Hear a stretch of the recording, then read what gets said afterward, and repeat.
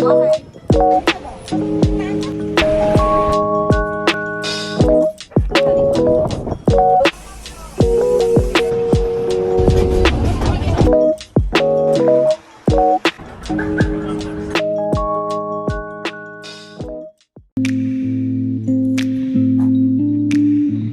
medyo lumabas na yung konti niyang roots.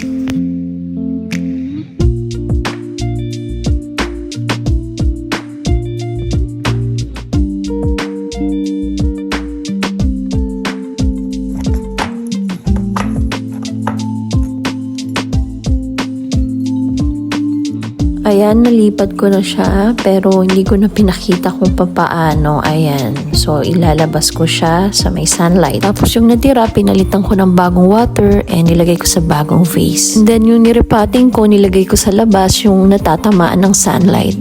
So, ayan na siya. We'll give you update kung nabuhay ba siya.